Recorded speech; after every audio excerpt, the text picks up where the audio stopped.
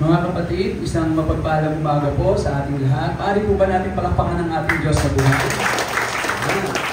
Paari po ba tayong tumayo para bigyan po natin ng daan ang pagbasa po ng salita ng ating pong Panginoon. Okay?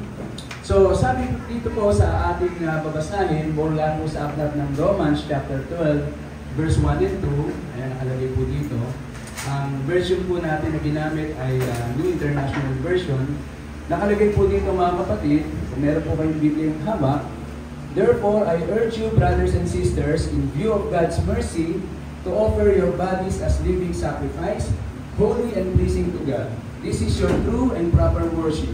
Do not conform to the pattern of this world, but be transformed by the renewing of your mind. Then you will be able to test and approve what God's will is, His good, pleasing, and perfect will. Tayo po lahat, tayo mo po mga kapatid, may sapat pumikit, tayo po yung manalangin.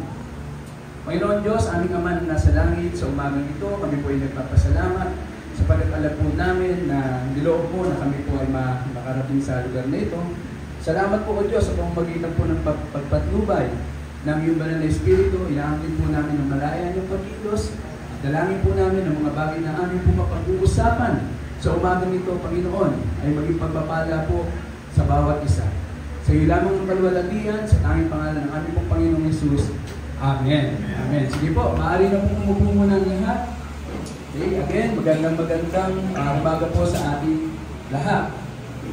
Mga kapatid, ito pong talata na ating pong binasa mula po sa book ng Romans chapter 12, verse 1 and 2. Bigyan ko lamang po kayo ng background. This passage that we will be sharing today is part of letter ni Apostol Pablo. Kanino po? Sa mga mananampalataya sa Roma. Bakit po? He wants to provide direction, encouragement, and guidance to the early Christians. So, nais po ni Apostol Pablo na tayo rin po na ang mga mananampalataya doon ay maunawaan nila kung ano yung kahalagahan ng pagkilala sa Panginoon at kung ano yung kahalagahan na maunawaan ang kalooban ng Panginoon. Nais ko lamang po itanong mga kapatid, nais din po ba natin maunawaan ang kalooban ng Panginoon? Amen. No? So sabi po dito, as we believers in our Lord Jesus Christ, mahalaga po na ma-appreciate din natin itong sulat ni Apostol Pablo. Bakit po? Kasi po, ito po yung mahalaga sa atin dahil ito po isang hamon na kung saan habang lumalakad daw po tayo bilang mga Kristiyano, mainam na tayo po ay nakatitiyak na lagi natin kasama ang Panginoon. Amen po ba? Ano pong purpose? Para magkaroon po tayo ng yung sa ating pong paglilingkod sa Panginoon, matiyak po natin na ito po ay nagiging mabunga. Sabihin po natin, mabunga. And totoo po, ito rin po ang plano sa atin ng Panginoon. Na maunawaan natin yung kanyang good, pleasant, perfect will sa buhay po natin. Kaya yung ating pong pamagat, yung ating pong pag-uusap ng mga kapatid, kung mapapansin nyo, nakalagay po dyan, knowing God's good, pleasing, and perfect will. Mga kapatid, ito pong pag-uusapan natin ay meron pong apat na bagay tayong pag-uusapan. No? Una po, tingnan natin kung kanino po ba nakikipag-ugnayan ang ating pong Panginoon. Pangalawa, ano po yung mga dapat natin gawin para maunawaan natin kung ano yung kalooban ng Panginoon. Pangatlo, paano po natin yung gagawin? At pang-apat, pag nalaman na natin kung ano yung dapat gawin, bakit natin yun dapat gawin? Tingnan po natin mga kapatid. Dito po sa verse 1, nakalagay po dyan, therefore, I urge you, brothers and sisters, in view of God's mercy, to offer your bodies as living sacrifice, holy and pleasing to God. This is your true and proper worship. Pansinin niyo po mga kapatid, may nakalagay po brothers and sisters. Ano po ibig sabihin nito? The Lord reveals Himself to those who are connected to Him. Ang Diyos po, nagpapahayag ng kanyang kalooban doon po sa may kaugnayan sa Kanya. Sino po rito ang may kaugnayan sa Panginoon? Taas po ang kamay. Amen, no? So, kung tayo ay may kaugnayan sa Panginoon, hindi na tayo magtataka kung tayo po ay mabigyan ng kapahayagan ng Panginoon. Pero ang tanong, tayo po ba ay nagpapasalamat na tayo po ay may relasyon sa Panginoon? Amen, no? Malaking bagay po yun. Do we consider this as the most important or significant event that has happened in our life? Unfortunately, marami rin pong mga Kristiyano na matatagal na, pero until now, hindi po nila lubusan na unawaan pa at hindi po nila masyadong na-appreciate kung ano po yung pagiging Kristiyano. Sa iba pong tao, ang sinasabi po, marami pong mga tao na nagsasabi na kapag tinanong sila, ano yung pinakamahalagang nangyayari sa kanilang buhay? At ito po ay nasasabi nila doon sa pagtupad ng pangarap nila dito sa lupa. Halimbawa, pag tinanong ano yung pinakamahalagang nangyayari sa buhay mo? Sasabihin ng iba, nung ako'y nakapag-asawa, nung ako'y nabuhay, nung ako'y nagkaroon ng kotse, nung ako'y nagkaroon ng bahay at lupa, nung ako'y nakapagtapos ng mas mataas sa antas ng pag-aaral. No? Ito po yung sinasabi ng pinakamahalagang bahagi ng kanilang buhay. Pero tayo po bilang mga Kristiyano, lalo na po kung ikaw ay isang lingkod ng Panginoon at isang pastor, ang isa pong pinakamahalagang pwedeng mangyari sa buhay mo na maituturing natin ay kung ikaw ay mayroong relasyon at may pagkaunawa sa kalooban ng Panginoon. Amen? Naalala ko po noong mga panahon na naisip ko po itong tanong na ito. No? Tinatanong ko yung aking sarili noong mga panahon na yun, ano ba yung pinakamahalaga nangyari sa buhay ko? Natuwa po ako kasi sabi ko gano'n, pag tinitingnan ko po ang kabutihan ng Panginoon, marami na rin pala nangyari. Sabi ko, sa kabila ng aking mga magulang, ay hindi naman po ganun kayaman. Si Don Ernesto, nasa si Don Ernesto? Ito po yung aking tatay, no? Saka si Doña Virginia. Nasa si Doña Virginia? Nasa ko? Di ba mga kapatid? Kunyari lang po Doña yan, no? Pero, bagamat hindi po sila mayaman, papasalamat ako sa Panginoon dahil nakapagtapos ako ng pag-aaral, no? Bukod po doon, nagkaroon po ako ng may bahay na maganda. Nasa yung may bahay na maganda? Okay, no? Ano pa po? Nagkaroon po ako ng bahay at lupa. No? Sa biyaya po ng Panginoon. Nung tinatanong ko, sabi ko, ito yung pinakamaganda at mahalaga nangyari sa aking buhay.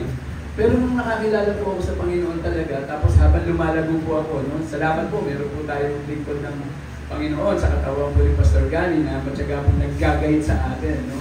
Na-appreciate ko na hindi pala yan talagang matuturing mong pinakamahalagang bahagi ng iyong buhay. Until such time, mga kapatid, alam niyo po ito, no? Na ako po ay nagkaroon ng cancer. Amen po ba? Nung ako po ay na-declare ng doktor na magaling ka na, bagamat under monitoring pa, sabi ko ito yung kinukonsider kong isa sa pinakamahalaga nangyari sa buhay ko. Nagkaroon ako ng cancer, pero dineclare ng doktor na magaling na. Pero naisip-isip ko habang tumatagal, no? Sabi ko, hindi pa rin pala yan yung pinakamahalagang mangyari sa buhay ko. Bakit? Kasi nung pagka-declare po ng doktor na magaling ka na, biglang ang karugtong po ng kapatid ay ito. Pero tandaan mo, kapatid ha, bilang tao, pwedeng magkaroon ka ng cancer sa iba, magkakasakit ka pa rin, mamamatay ka pa rin. So, ibig sabihin, walang katiyakan. Ngayon, ang sabi ko po sa sarili ko, ano ba yung pinakamahalagang nangyari sa aking buhay? Una, nagkaroon ako ng relasyon sa Panginoon. Pangalawa, nauunawaan na natin kung ano yung kung ano po yung nais na kalooban ng Panginoon sa ating buhay, no? Sa pamamagitan po ng kanyang salita.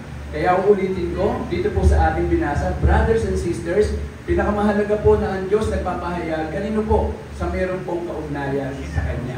Okay? Pangalawa, tingnan po natin mga kapatid, sabi po natin, nais pa natin maunawaan ang kalooban ng Panginoon. Paano natin ito gagawin? Meron pong mga ilang bagay. Una, what should we do to understand the will of God? Dito po sa verse 1, mapapansin po natin, nakalagay po dyan, to offer your bodies as a living sacrifice. So, dalawang bagay po yung nakapanood dyan, mga kapatid. Gusto mong maunawaan ang kalooban ng Panginoon? Una, you have to offer your bodies. Now, question, what are we doing to our bodies? Are we taking the necessary precautions here? Nag-exercise po ba tayo?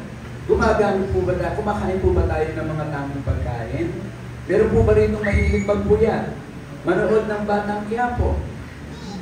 Manood ng Netflix? Kung ano-ano po yung pinapanood, no? Minsan guilty tayo dyan, no? Pero sabi kong gano'n, ano yung ginagawa natin sa ating katawan? Pangalawa, where do our bodies go? Do we bring this body to places that are not appropriate for Christians or pastors? No?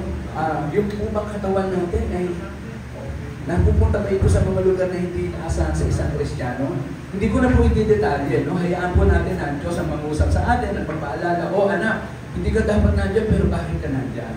Okay, so ang tanong po, anong nais natin? Anong dapat natin gawin para tayo po ay makaunawa ng kalooban ng Panginoon? Una, dapat po ay i-offer natin ang ating pong mga bodies, no? Yung ating pong katawan. Ano pa po? Sabi diyan, as a living sacrifice. Dalawang bagay po yan. We need to commit our life to God. Ano po ibig sabihin yan? Yung ating time. Sino po rito may time? Amen. Amen, no? Ano pa po? Talent. Sino po rito may talent? Sa church, pag tinanong po sino may talent, yung iba parang takot sumagot, naku baka malaman nilang kumakanta ako, mapakanta ako, naku baka malaman nilang nagtuturo ako, mapagturo ako. No? Pero sabi po ganyan, anong dapat natin gawin? Nais mong malaman ang kalooban ng Panginoon? Dapat daw po, matuto tayo na i-offer ang body as a living sacrifice and given our resources. No? Bakit po? These things must reflect our commitment to God. How we use these things should be an act of worship in our daily life. So yung oras natin, yung talent natin, yung resources natin, trabaho natin, hindi lamang po natin yan dapat gamitin sa pansarili. Dapat gamitin din po natin yan, higit sa lahat, sa Panginoon. Amen po ba? Okay, pangalawa, sabi po dyan, these things must reflect our commitment to God. How we use these things, like po yung sinasabi ko kanina. Sabi po, as a living sacrifice, we need to have a continuous commitment. Ano po ibig sabihin? In-offer mo na yung sarili mo sa Panginoon. In-offer mo yung iyong mga resources, talent, at saka yung iyong time. Pero sabing ganyan, to be a living sacrifice, hindi daw po ito one-time commitment. Dapat daw po ito ay tuloy-tuloy. No? Ano pa po? This implies a constant dedication of self for God's purpose in our life. Ibig po sabihin nito, isinusurrender natin ang ating actions at ang ating thoughts and decision sa ilalim ng kontrol ng Panginoon. Amen po ba? At tandaan po natin mga kapatid, kapag tayo po'y nagtiwala ng ating pong mga isipin, ating kilos, ating mga pananalita, pinagtitiwalaan natin sa Panginoon, tandaan po natin, hindi po tayo malulugi at hindi po tayo magkakamali. Amen po ba? Amen. Amen, no? So, tingnan po natin mga kapatid. Tandaan po natin kanina, na-bless din po ako, no? Dahil yung binabanggit ni Pastor Gani, nirecall po niya yung pag-worship. Let us remember na noong mga nakaraang panahon sa mga unang mananampalataya, kapag nag-worship po sila, ano po ang ino-offer? Patay na hayop. Tatanggalan ng dugo, papatay, tatanggalan ng dugo, no? Tapos yung taba, susunugin. Tapos i-offer po sa Panginoon. Pero dito po sa talata na ating binasa, sabi gano'n ni Apostol Pablo, offer your bodies as a living sacrifice. Ibig po sabihin, dapat buhay ka. Sabihin natin, dapat buhay. Bakit po? Kasi hindi na po kailangan na sasabihin natin sa Panginoon, Panginoon, iaalay ko sa iyo yung aking kamay, puputulin ko, tapos bibigay mo. Hindi po gano'n. Amen po? Ang sinasabi po, ikaw bilang buhay na sakripisyo sa Panginoon, buhay na inaalay mo yung time, talent and resources, buhay ka na sinabi mo sa Panginoon, Panginoon, sasamba ako sa iyo, maghihintay na lang ako sa pagdating mo. Hindi po gano'n. Ibig ko sabihin, as a living sacrifice, meron po tayong gagawin. Meron kang gagawin. Sabihin mo sa katabi mo, meron kang gagawin. Ayan. At yun po yung pinakamaganda as a living sacrifice, no? Hindi mo na kailangan pugutin yung iyong ulo. Diba, nakatawa? Hindi mo na kailangan pugutin yung bahagi ng iyong katawan. So, pangalawa po yun. Mga kapatid, dito po tayo sa pangatlo. Paano po natin iyon gagawin? Nasusundan po ba natin? Okay, paano po natin gagawin? Sabi po dito, sa bahagi ng verse 2, do not conform to the pattern of this world. Pwede po ba pakiulit? 1, 2, 3. Do not conform to the pattern of this world. Okay, no, do not conform to the pattern of this world. Okay? Sabi po dyan, no? Do not conform to the pattern of this world. Ano daw po yung mga pattern of this world? Ano daw po yung kinahubalingan ng mundong ito? Self-centeredness. Ano po yung ibig sabihin nun? Pagiging makasarili. Ano pa? Materialism. No? Gusto lahat ng bagay na meron siya. No? Ano pa po? Greed. Meron na siya, hindi pa po nakukontento. Okay? Ano pa po? Social acceptance. Gusto niya lagi siyang Maraming likes. lagi siyang ano? Maraming likes. Maraming likes. Lagi siyang sikat. Lagi siyang tinatanggap. Ano pa? Instant gratification. Gusto niya agad-agad siyang masasarapan, magiginhawahan, kahit ang kapalit nito ay hindi maganda para sa kanya at para sa iba. Okay? So, sabi po dyan, bukod doon, these are the things promoted by the world. So, kung gusto mong magpahayag sa iyong Panginoon, dapat hindi mo pasukuhan ng sarili mo na ganito. Amen po ba? Sikapin po natin sa biyaya ng Panginoon. Ano pa po? What happens to a renewed mind that is based on the Word of God? Sabi po dyan, kailangan daw po magkaroon tayo ng transformation ng ating pag-iisip. Bakit? Kasi kapag nagkaroon tayo, mga kapatid, ng transformation ng pag-iisip, hindi ka na mag-i-struggle na sumunod sa Panginoon. Amen po ba? Kasi maiintindihan mo na yung ganyang salita. At pag sinabing transform and renewed mind, ano po mga laman nito? Word of God. Ano pa? Ang nasa isip po, katapatan ng Panginoon, faithfulness of God. Ano pa po? Righteousness of God. Ano pa po? Joy of the Lord. Lahat ng ikaw ay nalulungkot, pero alam mo na ang Diyos ay nais kang magiging magalak, maaalala mo yung kabutihan ng Panginoon, malaking bagay po yun. Ano pa? Kabanalan ng Panginoon. Kung ikaw ay natutuksong gumawa ng isang bagay na hindi karapat-dapat sa anak ng Diyos, at marirealize mo na ikaw ay sumusunod sa Panginoon na Diyos na banal, maaalala mo po yan. Dahil kasi yan ang laman ng iyong isipan. Love of God, ano pa po? Pag-asa sa Panginoon, hope in God, and also the promises of God. Sino po rito may pinangahawakang pangako ng Panginoon? Amen. No? At madalas po sa atin, kapag ikaw ay may sakit, anong pangako ng Panginoon? Tayo ay kanyang magagalingin. Pag ikaw ay nangangailangan, ang Diyos ang magpo-provide. No? At least may pinanghawakan po tayo mga pangako ng Panginoon. Ngayon, kung alam na po natin yung mga bagay na dapat po natin gawin, ang tanong, why do we need to do it?